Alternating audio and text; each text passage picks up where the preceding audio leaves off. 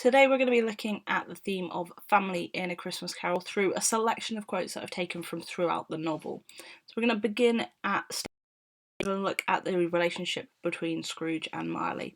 So Scrooge is described as Marley's sole executor, his sole administrator, his sole friend, and his sole mourner. Obviously here we have the repetition of that word sole, emphasising that they only had each other. They were very solitary men who only really connected with one another. Possibly a bit of a modern idea of choosing one's own family, rejected the family that they were actually born into and chose one another to be close to. Scrooge also lived in chambers which had once belonged to his deceased partner. So the rooms that he lived in were once Marley's. On Marley's death, they were left to Scrooge. Usually we leave property to family members. Very rarely do we leave them to friends, so that shows just how close the two of them were in their relationship. Also, the fact that Marley looks over him in death, he comes back to help him redeem himself. He's always been watching over him, shows that even though Scrooge has rejected a lot of people, he did still have that closeness with Marley.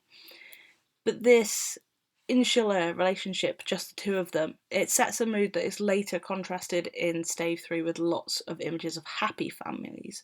So it sets us up in this small insular group that is later shown to possibly not be the most positive way that we can live. Also in Stave we have the relationship introduced between Scrooge and Fred.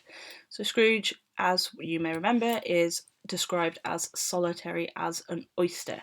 So he doesn't care for other people particularly. He likes to be on his own.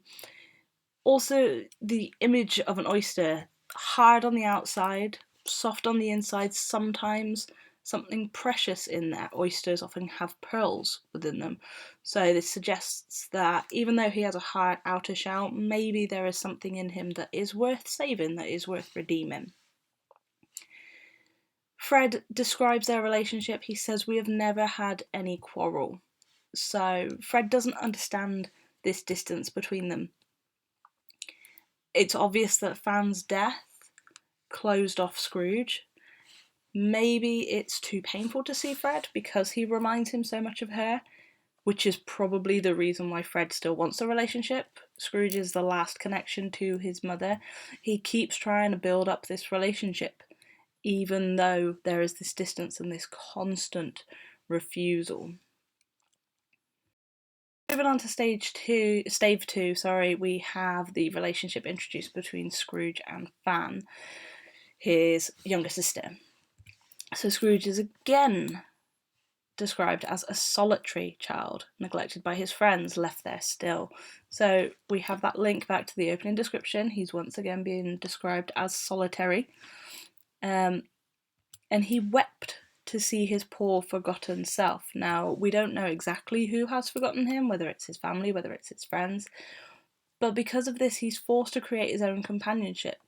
So is he just a result of his environment and his upbringing? Is it his fault he became so solitary when he was so neglected? We don't really know.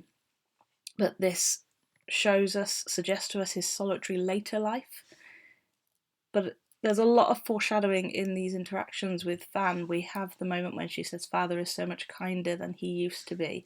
So again, foreshadowing again, but this time foreshadowing Scrooge's change. The fact that he starts off solitary, but he becomes kinder and more pleasant to be around. The other major relationship we have too is that between Scrooge and Belle. From our experience, quite short-lived. It's only a very, very short section, but it's crucial in Scrooge's character development. So Belle says to him, "May you be happy in the life you have chosen." This is the real turning point for Scrooge. Okay, this is the point where he chooses money over people. He decides that money is more reliable, more stable than relationships. Scrooge argues the fixation on money was because he was wiser, but actually we come to realise it's the cause of his loneliness.